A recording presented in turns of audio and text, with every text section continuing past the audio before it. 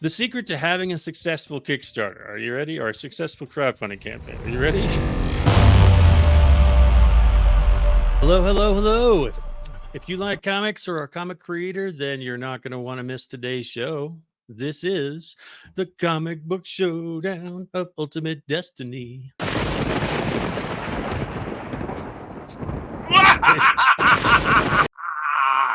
There can be only one. My name is Matt Campbell. I am a comic book creator, a comic book teacher, and the creator of a book called Mythica. And with me always is Smurf. Smurf, the one and only from 5280 Geek, Colorado Festival 4, and the Colorado Ghostbusters. I've been doing comics way too long. In fact, today's shirt, The Manhattan Project, one of my favorite Image titles of all time. It's basically an alternate reality of Albert Einstein was replaced by an alien, and it just goes horribly wrong after that. Nice. I mean, not the horribly wrong part, but... Oh, it's great. It's a great read. It's such a great read. If you haven't read Manhattan Project, it is available in trades. So let's be sure and take a second here to share out our show. So Smurf, tell me what's been going on this week while I share a couple of these things out. This is a wild week. The shorter week always messes me up. So it's been like a mad dash to get everything done before this weekend, because tonight, Pool League. Saturday is Rocky Mountain Showcase Collector Expo. Or not Rocky Mountain Showcase, Rocky Mountain Collectibles Collector Showcase. There's Crypticon, or no, what is it, Crypticon or HearstCon? Get it right, man. All right, get it right. It's HearstCon. You got Rocky Mountain Con. Rocky Mountain Collectible Rocky shows. Mountain Collectibles Showcase Expo. Or Showcase. Collector Showcase. Rocky Mountain Collectibles. RMC. Which Tim's does going to be sound like so a pissed show. at me. He's like, you got one job. You can't even get the name right? What the hell? And then let's see what else. Oh, then we're going up to Schlongmont because they're opening up this big Lego display for the museum up there. Sunday. Schlongmont is a real place, ladies and gentlemen. Schlongmont is a real place. And then on Sunday, we are celebrating Ghostbusters Day at Totally 80s Pizza in Fort Collins, which is a spectacular place. And the pizza is delicious. It's very East Coasty. If you know... You know what I mean if you've had East Coast pizza. Well, this has been a big week for comics, indie comics in general, as well as Kickstarter. Each week I show you guys the statistics of Kickstarter, the comic book section. This is from last week. There were $2.25 million and 255 campaigns last week. This week, it has jumped up to 3.7 million. That's $1.5 million more dollars and about 10 more campaigns. So where did all this money come from? Well, this is the one right here. The G.I. Joe Compendium set. I'm a huge G.I. Joe fan. Smurf's a G.I. Joe fan. In fact, just on his most recent podcast, Smurf was talking about some G.I. Joe stuff. Want to highlight some of that? I was, because I went through the 40th anniversary for Transformers. It was the first 4 episodes from the series. I want to see this in a larger format for G.I. Joe, because I remember going and watching the 2 limited series. It was G.I. Joe, Real American Hero, and then Revenge of Cobra. We had the Weather Dominator in the first one, and then the Pyramid of Darkness. And the Pyramid of Darkness is cool because it introduces a lot of like mainstream Joes in this cartoon series. We get like Shipwreck, Lady J, Flint. I mean, there's a lot. The twins, Tomax and Zaymot. I mean, there's a lot of introduction to some great characters in the Revenge of Cobra. So I think this deserves to be on the big screen. I really do. And to see this fund, oh my God, I'm so every single G.I. Joe issue, all in one big book, done. So done. Yeah, absolutely. The kid in me just got super excited when I saw this campaign. Robert Kirkman is now, he's the founder, creator of Skybound, which also does Walking Dead and Invincible and several other cool things. But they got the rights to this. This is, I got to say, G.I. Joe is the most handed off and traded comic in comics. I was trying to count up the other day how many publishers have had the G.I. Joe title, starting all the way back with DC before it was The Real American Hero. 5 different publishers? 6?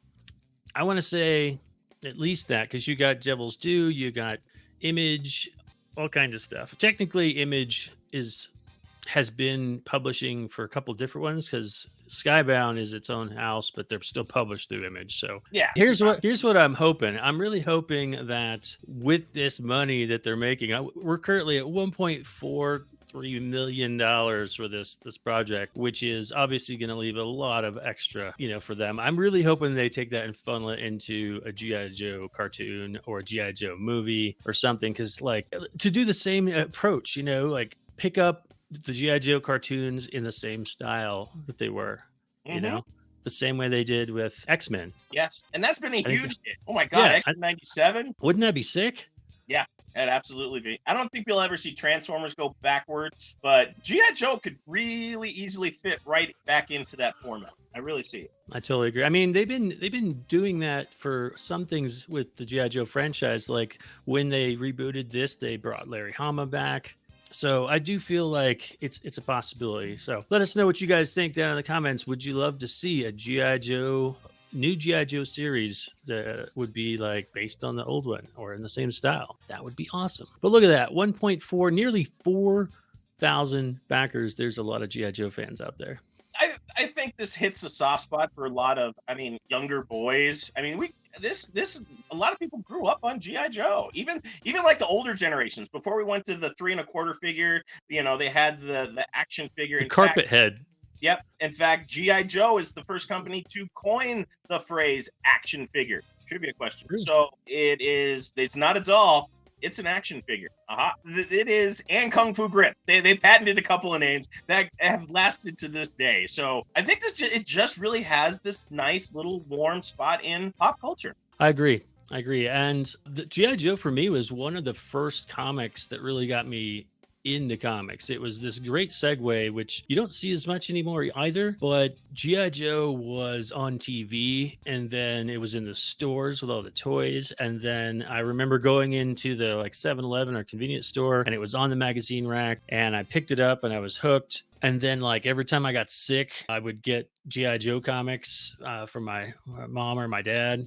That segued me into X-Men and Punisher and a lot of other Marvel books. I remember the commercials. There are actual commercials for comic books on TV this week. Where the capture of Cobra Commander and Cobra Commander escapes. And they did actual TV commercials for them. It's great. David Tomasi says there's a really good G.I. Joe reboot called G.I. Joe Renegade. It's on Tubi now. I have seen that. It is good.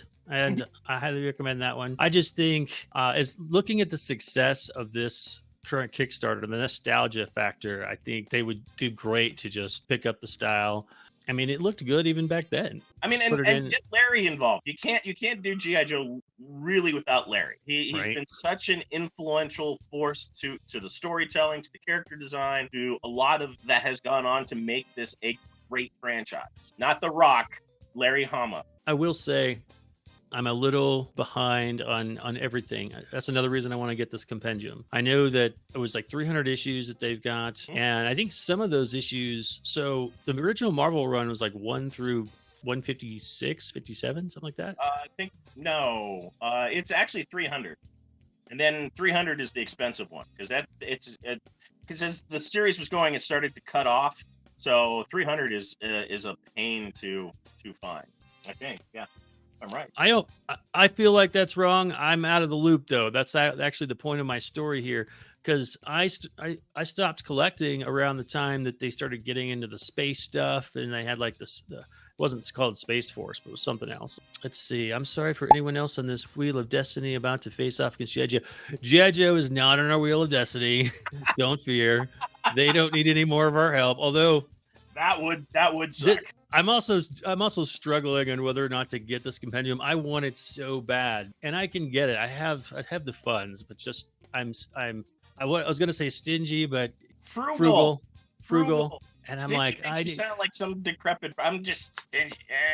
No. Right? I'm like, oh, that's a a portion of a trip to Isla Mujeres and a vacation again or something, Also, like I said, I'm a little out of the loop when it comes to the storyline because I stopped following around, like I said, the 150 mark where there was stuff in space, and then it started getting handed off. And I think what happened, and you could look this up and somebody can correct me, but I think it got handed off to somebody like Devil's Due, couple people who made their own story arcs, but it didn't continue. And then it went to somebody else who did continue it.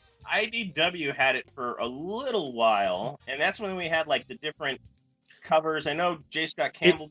It might have been them that picked up from 150 or 157. And listen, again, if someone knows the answer to this, you can correct me on it. I'm not going to go Google it right this second. We're both wrong. It's 155. I was an issue off. You were an issue off. I would. You were closer than me. Yeah, issue 155 is the final issue under the Marvel banner. I knew they didn't go to 300. So yeah, someone else picked it up, and then now when Skybound picked it up, they started at 301. Yep. Now here's where my confusion comes in. I don't know what's going on in those last 150 issues, so I really need this compendium.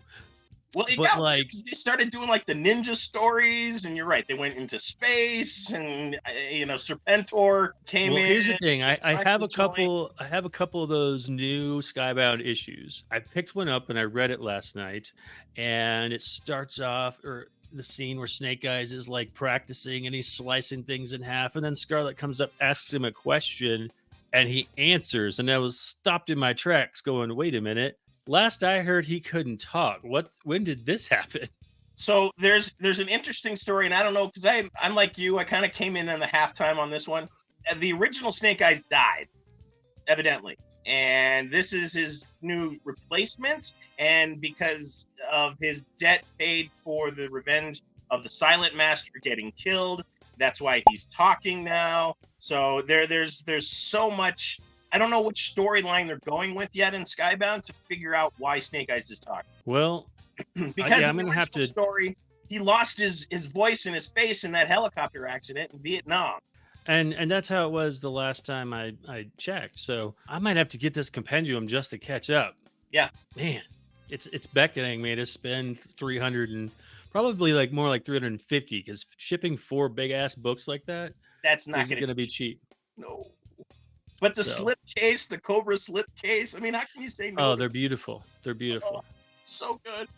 I even got like G.I. Joe littered around the studio here. I got like the new Jeep here with Tunnel Rat, Shipwreck, Snow Job, and Clutch.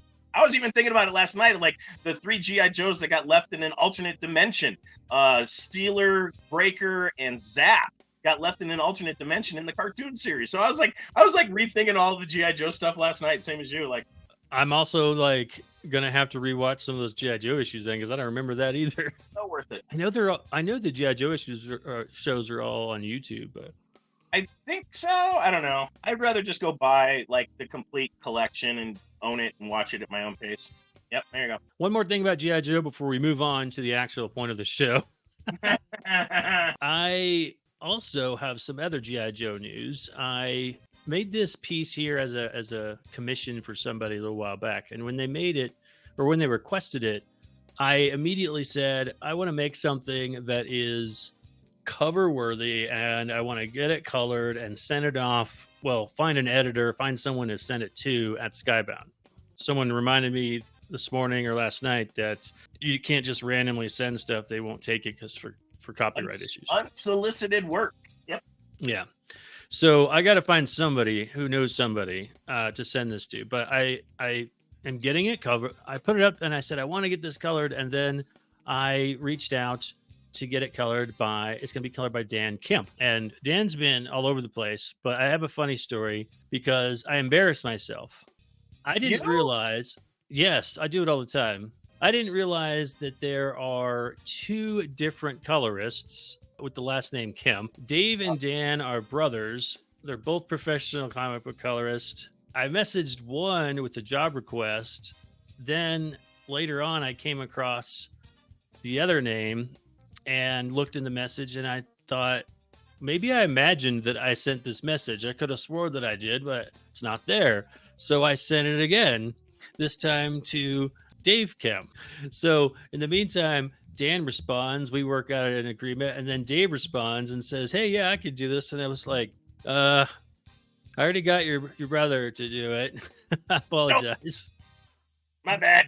Well, if you want, I'll commission you to do another G.I. Joe sketch cover for me, and then you can send that off to him to get colored. So just surprised that you embarrassed yourself.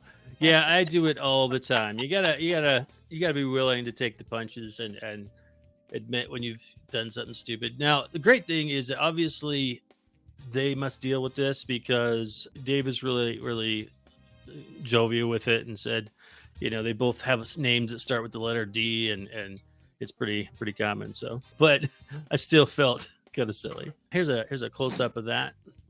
I'm excited about this one. So I'm gonna put the title and some dressing on it once it's colored, and then try to find someone to show it to. I like it a lot. So for the record, to finish up our G.I. Joe thing, a slabbed 155 9.0 is going for $255 right now. 9.6 is at $290, and a raw is averaging anywhere from $175 and up. That's for issue 155. Yeah. Message me some commission prices, please. Oh, there you go.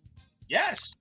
Well, you did my amazing Baroness cover. That thing is just gorgeous. If it was handy, I'd show it. But I actually just posted that on my Matt Campbell Art Facebook page. Do you think it's difficult doing commissions that way, as far as like having something that's reasonably priced? Because I mean, this is a conversation that I've had with lots of artists, that they should get scale and rate. And then on the other side, they're like, well, you don't work as a professional comic book artist. You're not a known name. So why are you charging known name prices? So if I'm going to spend $300 on a sketch, and that's what Arthur Adams is charging, I would rather go get Arthur Adams' sketch than Joey Bag of Donuts at your local community center. So your question is what exactly? How do you come up with your pricing for doing sketches? I mean, in your mind, what do you think is fair given your placement in the grander scheme of artists? I'm definitely not at the top of the list like some of those guys you're mentioning. Because I'm always fascinated, because this is always like, and even you and I have had this conversation about artists completing jobs and just getting things done. Yeah, there's my Baroness from you, and that thing is, look how gorgeous that is. That thing is beautiful. It looks so good up on my wall. Well, to answer your question, I think that for me, it's about time, about how much time it's going to take me. I need to make sure I'm at least covering that in a reasonable way. I'm trying to figure out how to directly answer that. I definitely watch like what other people are charging. I go get commissions from people that are, people that inspire me, I set a rate a while back, and then it kind of just slowly increased over the years as I got more recognition and better at my job and whatnot. So I do feel like I see some people who will jump in right into the deep end with this high price, and there's a balance between quality versus the price. And if you don't have name recognition, it's that credibility thing. If you don't have that, then the work is what's going to stand out. So if you put your work out there and you ask for $300 and people say yes, then it's worth that. The also thing you have to consider is, well, how many people on average are going to say yes. So I'm of the mind of like, I got to bring it down to a point. $150 than nothing at all. I'd rather have 2 commissions at $150 that have a higher possibility of selling them than charging $300 and only get one like once a month.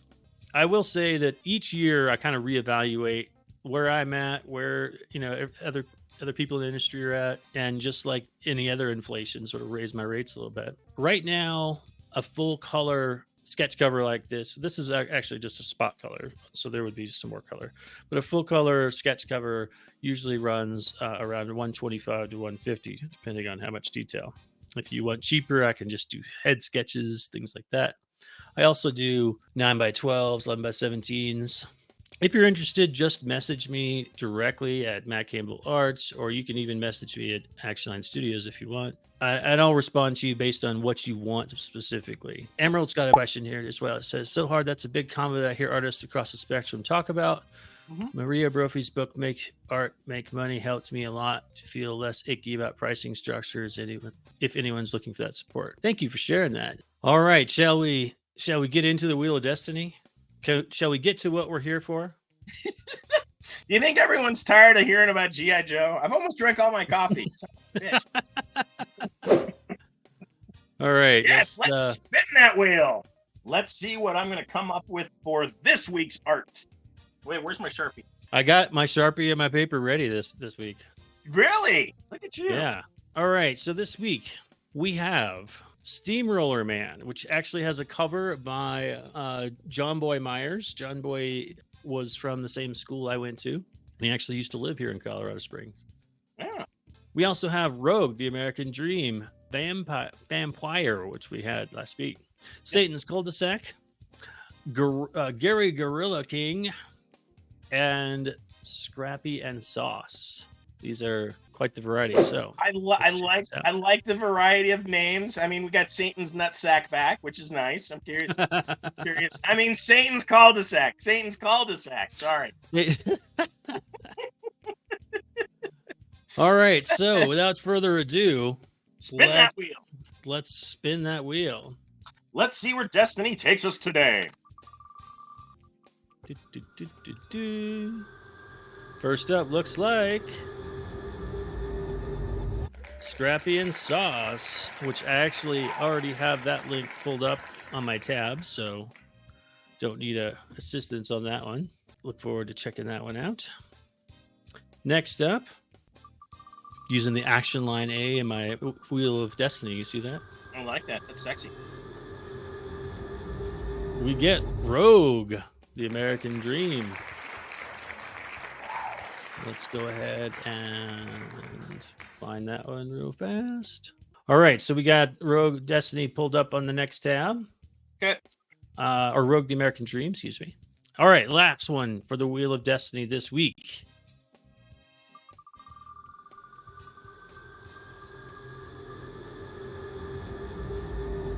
Vampwyre.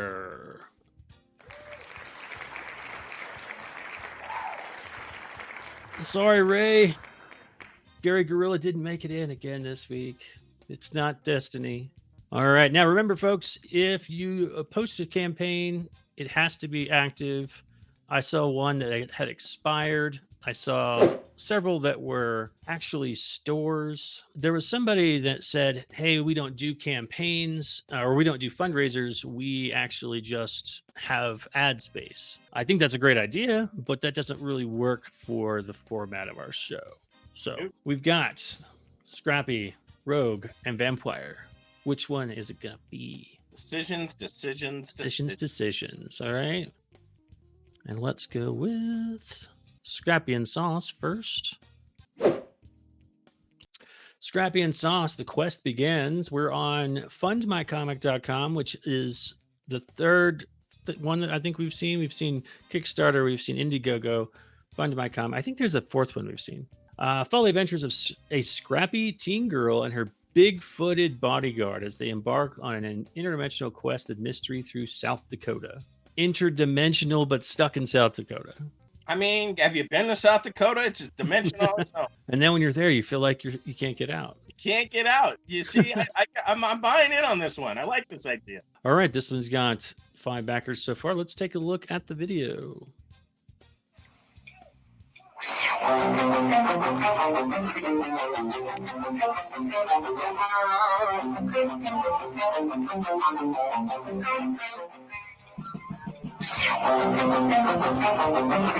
And we're still going.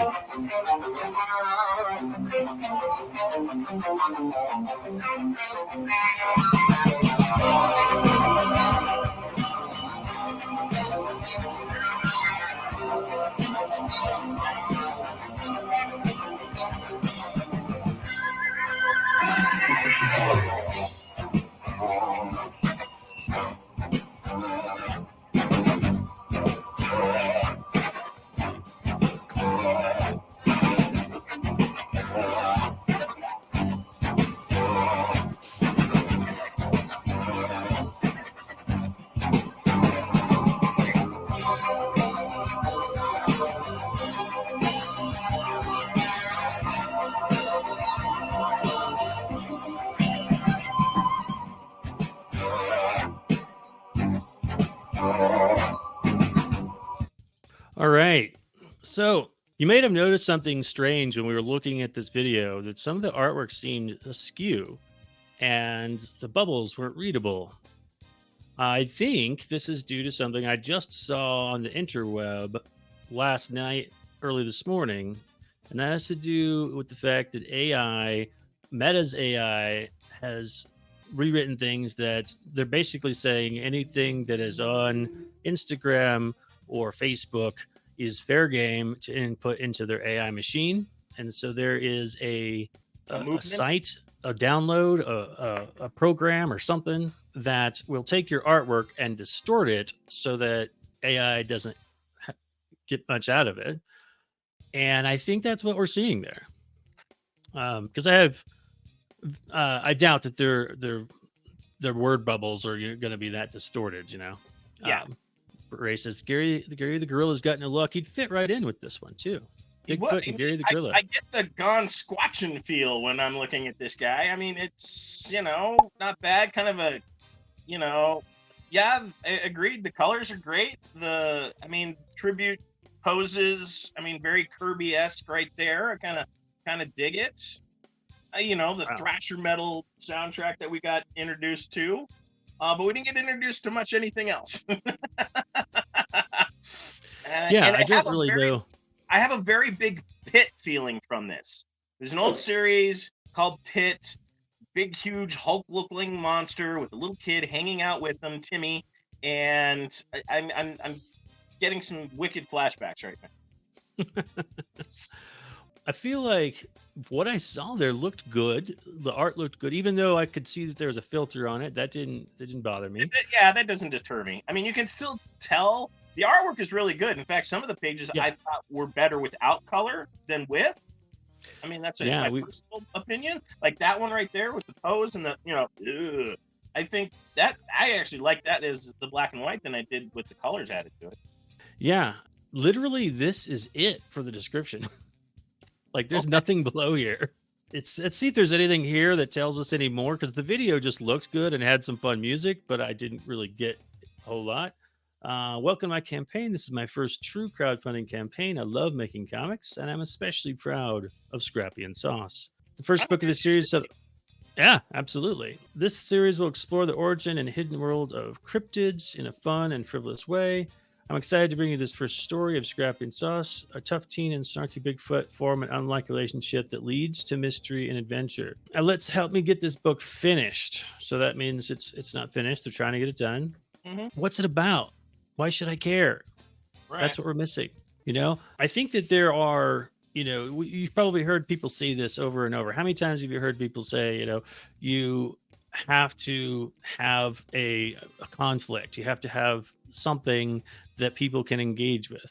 What's my motivation? And I think sometimes people are afraid. They think they're like giving away spoilers when they say what the conflict is, what the premise is, but that's not true at all. No. We have to have a reason why. Like right now, the only thing that this has going for it is, hey, check out this cool art, and the fact that it's a comic book that I made, and come support it. I guess you could say it's trying to appeal to a scrappy teen girl and her big-footed bodyguard. Is that to say? I feel like it's going to be maybe comical, but I'm not 100% sure. I don't know the genre even. I think these things are important to really get people hooked. And at this point, I don't really know what it's about. I'll also say this. The secret to having a successful Kickstarter, are you ready? Or a successful crowdfunding campaign, are you ready?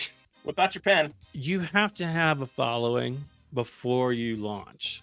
You can't just launch it and then suddenly hope people are going to love it. Unless you just have an absolutely stellar product and stellar campaign and you just really crush it. For the most part, you need to bring people to it. This is not Field of Dreams. Well, in the days of, back in the old days when all of this started and Kickstarter, people would just put something out there and everyone was eager to just kind of fund the machine and, do something new and different. And then everyone caught up to that idea.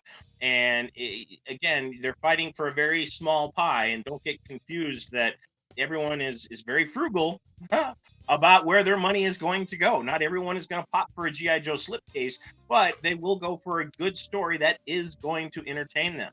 And the artwork is great, but it's very early image where the artwork's great, but we got shit for a story and we don't even know what we're buying. And We'll see more I mean, is this just the precursor? Is this how many pages? Is this an ash can? What? Too many questions, and the vagueness does not help it. I know he's Sasquatch, and he travels interdimensionally, but we need a little bit more than that. Yeah, and I feel like the more that there is, the more you present that information in a professional way, even if the book's not done. I think that you kind of create a comfortable legitimacy for people. They're like, okay, this is indie, but it does look like they got their shit together. Right here, I feel like this is great work, and it says up here that he's a published comic book artist. There is some legitimacy there, but it's like I don't really know what it's about. Then I come down here and I see 5 sentences and 1 page, and I'm like, is this person even going to get this book done? If they do, is there going to ever be a second book?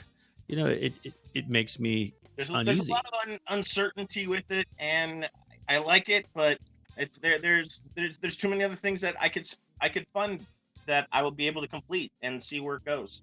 At least give us the premise, or I'm sure you have a storyboard by now. You need to finish it, but do you know how you're going to finish it? What's coming? Right. And here's the good news. The good news is that there's 31 days to go in this campaign. There is still time to put that information up and then re-promote and send people back here and say, hey, here's a revitalized new information about this. I think you could do it. All right, let's move on to the next one. This is David, who's with us right now. Oh, David, long-time listener, first-time spinner. Oh, wait, no, that sounds bad. Let me make sure I'm sharing that. There we go. Wow, that is bright. That's attention getting, right? That is very attention getting. I like it. I like it. This has got 33 days to go. Usually there's whoever backed it sitting down right here. So there he is right there. All right. So Rogue, the American Dream, Second Chance, a 60-page comic of pure 90s style action, badass women with guns and cheesy one-liners. This is, again, a great setup, a great premise. Last time we had a Sasquatch and a scrappy girl. This time we've got 90s style action and badass women with guns. So let's see what it tells us. Welcome to the New American Order. Please be advised of the following. No freedom of religion. No bread or processed meat. No smoking or alcohol usage. All civilians over 16 years of age must work a minimum of 40 hours per week. Anyone in violation of the new American policies will be deported or executed. Thank you and enjoy your stay. Sugar, your rules are starting to piss me off.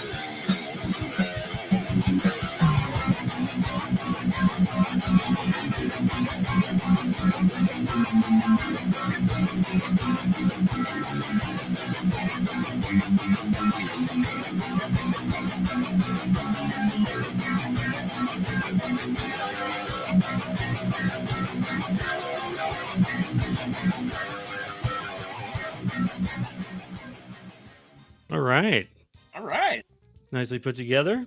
Yeah. So refresh this page so we can look at that bright ass image again.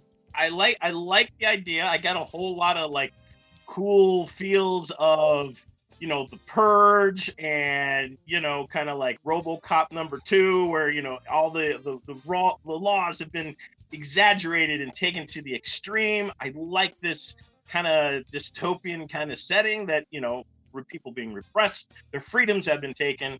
I think it's great. However, I love the voiceover, but again, levels are not matching up. It's a great voice, but you can barely tell over that guitar riff that's going on throughout. It does set a great tone for the environment that you've created. However, it's so loud that you're wasting your wonderful voiceover that's happening. And it sounds like it's the voice actress for both the dialogue and the character. So you lose a little bit of the impact when she starts speaking for the character versus just the overall description, because that music bed is a little bit too bright. Yeah, I think if you just start off strong like you did in the opening, and then as soon as the talking starts, bring those levels, that gain back down a little bit. Yep, just back it down just a little bit. I mean, and the music is fine. The music is perfect. especially for Yeah. the environment that you're setting. The artwork is great, and I even like the little, animation. I love the different covers. The quick splash page of all of the different covers is perfect, and we've talked about that. If there's other incentives moving forward, let's just get a quick glimpse, and it's great. The pace is cool. So, and it's good, and I really like the way this video has been put together, how it's been assembled. So what do we know so far? We know that it's a just know that dystopian world. There's just some crazy like laws in place, no creativity or something like that. Yeah, like we're repressing the human soul, the human spirit, the heart of America has been squashed. Something else to consider, guys, on Kickstarter. When you go to a Kickstarter page and there is a whole list of all the different projects, even if you're just in the comic book section, there's just all these little thumbnails, and each one of those waiting to be hovered over. And as soon as you hover over them, they start playing, but they're playing in muted mode. So some people will just hover over, kind of get a quick glimpse, and then move on to the next one. So you're missing an opportunity if you're not putting subtitles in your videos for those people that are just hovering over and checking it out, because they're not actually listening to it. And all that cool voiceover and music is not even being heard. They're just looking at the pictures. So use those subtitles, guys. Let's see. We know that there's some laws in place. We got very kind of manga-esque feel. Like this chick is beast mode, like looks like she's right out of Dragon Ball Z or something, but we don't know yet like what this girl's Motivation. Why is she doing mission is. Yeah. So let's see here. American Dream is back for second chance. They'll be split in half in a 2-part 60-page book instead of the original 121-page graphic novel. We have some legitimacy quotes here. This is a repeat. America's fallen and ravished after Second Civil War. I'm looking for something about this character. It says here, with the third war hanging in the balance, Rogue is mankind's last chance of freedom. But does she even care anymore? She just wants a good coffee, like we all. Right? So she got her name for her rebellious attitude during her time as Marine Special Investigator. Rogue was only concerned in doing what was right instead of following orders, securing the freedom of the nation and its people, but something broke her, making her turn her back on the nation and its people. Well, I guess the question is, will she or won't she, help? Yeah. Is she in or is she out? Is she in or is she out? All right. A $500 goal. Looks like they've already hit it and exceeded it by double. So they might have some stretch goals. I don't know. I will say that is super helpful, guys, especially when you do a really low number on your goal. Having those stretch goals helps people continue to pledge, because a lot of people will come along and go, oh, you hit your goal. That's nice. You don't need my help. Moving on. And so those stretch goals can give that extra incentive for people to keep on adding on to your campaign, right? I see some censored stuff here.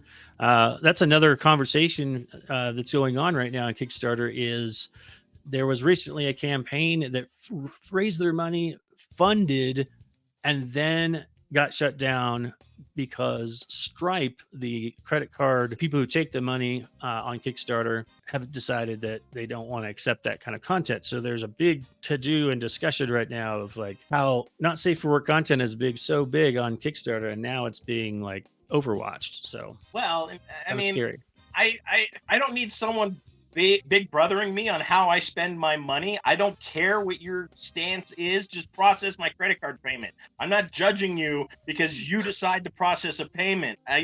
That's what you're there for. Do your job. Let everyone else brother and take care of themselves. I have a huge problem with that platform, and I know that that's just kicking a hornet's nest because there's both sides. But you know what? Indie takes chances. That's what the whole point of indie comics is. That's what laid down the groundwork in the 60s for indie comic books. This is where it lives. So well, and Kickstarter's had the not safe for work content on there for a long time. And somebody said this the other day when I was looking at it. I haven't verified this to know if it's true, but someone said, isn't Stripe the same company that does payments for OnlyFans? In which case, that seems very contradictory. Hypocrites. So, yeah, I am a little bit nervous because my upcoming Kickstarter campaign has some, what they call implied nudity, right? Isn't that what they call it? Implied. So hopefully that's not going to be an issue. And I don't think that my comics are marketed as not safe for work comics. I think that's really who they're putting their eyes on. I mean, who's to say what's not safe? I mean, that's the conversation. Yeah, you're absolutely right. I mean, that's being judgy. That's no. Yeah. Let us police ourselves. I mean, there's a time and place for everything. I would hope to think no one's watching porn at work, but let's be honest. If you're in a cubicle or a closed office, chances are you are. But I don't judge. It's your job. I don't give a shit. But when you start encroaching on my rights, and evidently Rogue is the same way. She wants to squash censorship. Yep, exactly. All right. Speaking of that, we've got one more campaign to check out for this episode. So let's get to it. This is Vampwyre. Let's see. Share this screen. All right, here we go. Vampwyre issue 4. Get your copy of Vampwyre number 4, a 28-page full-color comic by Blue Shack Comics. Looks like they've hit their goal with 20 hours left to go. Let's see what this comic is all about. This cover right here looks really, really nice. I like that. Hi, welcome to the Super. All right, hold on. Before I get into this is a 4-minute video. So whenever you're ready to tap out, just throw your hand up so I see it, and start waving it like this so I can see it, and I'll stop it. Supernatural Springs of Vampwyre, issue 4, Kickstarter campaign. After this brief little message, stay tuned and watch a fun little video which recaps issue 1. And now I'll give you 3 reasons why I think Blue Shack Comics is worth supporting. The first reason is the art team is awesome. Led by the legend himself, Mark McKenna, who was one of the original Romita Raiders at Marvel. This guy's inked thousands of pages that you've seen, and he brought with him just a savage art team that's killed it every issue. The second reason is production. Every single Blue Shack comic is going to look, feel like a classic comic book that's ready to jump right into your collection. My third and final reason to support Blue Shack Comics and Vampwyre is to help us continue to make high quality, entertaining comics on a regular basis for an affordable price. Stay tuned for your regularly scheduled program. Blue Shack Comics, Vampwyre number 1. I wonder what this is about.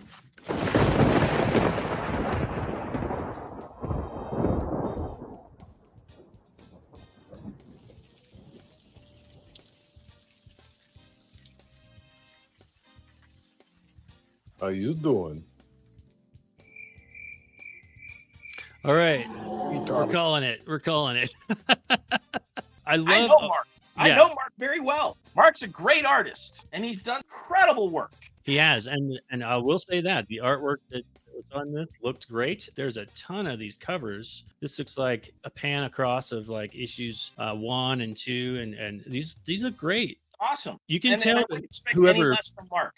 You can tell whoever made these covers. I don't know if they were all done by Mark or other people, but whoever made these covers has had some cover experience. There's just a nice sense of space around them and really get your eye focused in really nicely. But we watched this for something like a minute and a half and still had no idea what this thing was about. I mean, I want to support indie comics. I want to support the publisher, but I want to know what I'm buying for that support.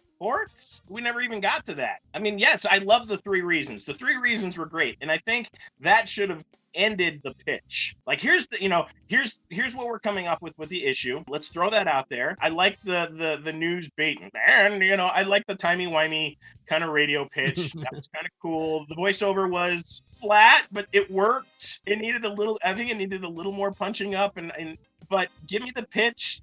Give us the 3 reasons, and then stay tuned for issue 1 and go on. Do the Stan Lee tribute and call it a day. But I'm just flipping through here to see how far this goes. It looks like he just walks through reading the comic for 3 minutes or so. That's a lot. That's a lot, especially when you're dealing with the attention span of people that average that of a kumquat. I mean, it's just.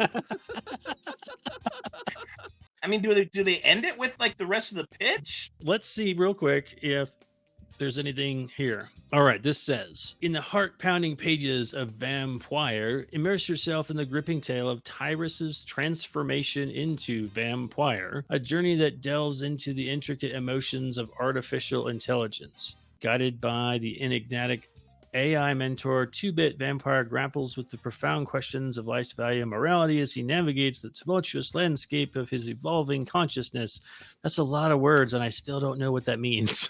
It's like you're just filling space. Okay, you got a thesaurus. I get that.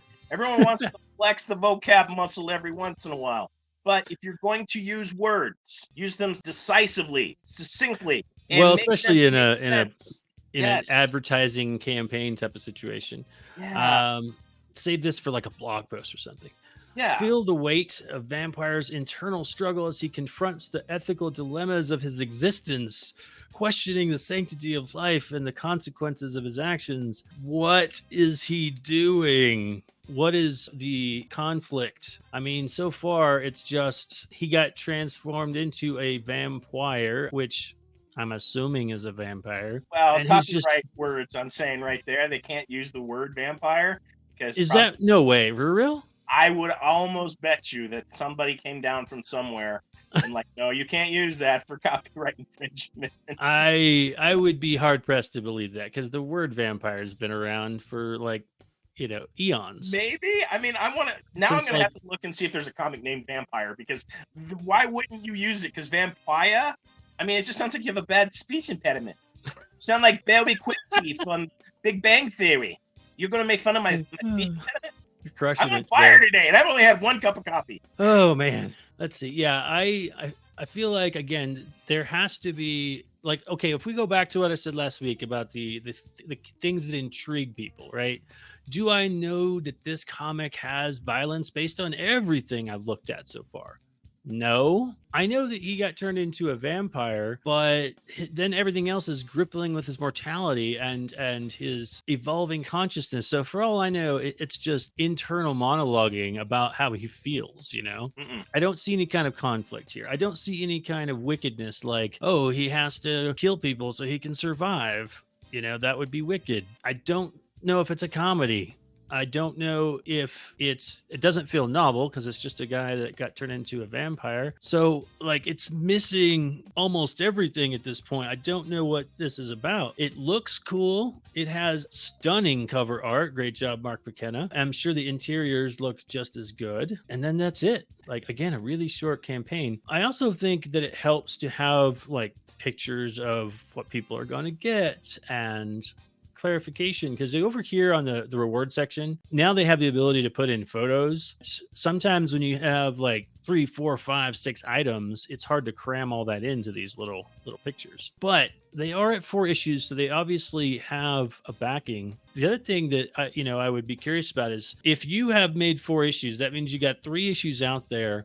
Where are those people? Well, okay. Why are there only 25 people supporting this if they've got 3 issues and there's 19 hours left to go? You should have, by 4 issues, like at least 50 to 100 just from returning. And I think they're resting on their laurels a little too much. Because as you say, we need a following when we launch. You need someone to follow you. But at issue 4, I think you're taking for granted that, okay, we've got all the followers we're going to get. They're going to fund everything we do. But you have waning interests and attention spans, and there's nothing to pull new people in. And I think as time progresses, I mean, you lose interest, or you're like, It's a slippery slope when you create your following, but nurturing your following is just as important. And how do you add new readership? And that's like that's the secret sauce everyone is always looking for. But you've got to give something to the faithful. But how do we get the other guys in? And I think they're resting too much on the laurel. Yeah, and we talked about this last episode as well, that when you have a book that has multiple issues, even if it is ongoing story, you need to pitch this particular issue as if it's its own thing. and then say there's more, because if they believe that this is just a partial thing and they have to go get the other 3 issues in order to know what's going on, then they're going to be hesitant. That doesn't necessarily mean that your story inside of it needs to be like a complete story itself. It's the way that you present it needs to be. It needs to say, oh, in this issue this happens and this happens, and there's a conflict, so that we go, okay, I'm going to be entertained by this one issue, and we'll see how it goes. But if right out of the gate they're like, oh, this is issue 4, I don't know what's going on, I'm going to have to get all 4 issues to know what's going on, that puts people in a place where they have to spend more for a book they don't know. And that's they're going to be apprehensive about that. This comes from doing this for a long time. I think my first Kickstarter campaign was 2016. I've helped on a lot. I've done a lot of them, and I've seen what works and what doesn't. Honestly, like, I'm really kind of interested in this because Mark worked on it, but at the same time, I still don't know what it's about. I'm a little hesitant. That is all 3. We have Scrappy and Sauce, a Scrappy Girl and a Sasquatch, Rogue the American Dream in a post-apocalyptic world, and Vampwyre issue 4. So put your vote in the comments section. Let us know which one you think you go for, as Smurf and I make our choice for which one we are going to be backing this week. And I know, and you can tell by Mark why you write down your stuff. I've already done mine, but you can tell by the Mark's experience and everything is definitely carrying this book. And I think the book has got legs based on Mark being such a solid artist over the years, and the story does seem to have some staying power. I am curious about the vampires. Maybe we'll see a little bit more, but I don't it leaves me wanting a lot more that's not there. Well, I am more talking about the numbers, there was 25 backers. You generally, if I make a book and then return for issue 2, you should be retaining, over 50% of those people from the first book if you have a good product.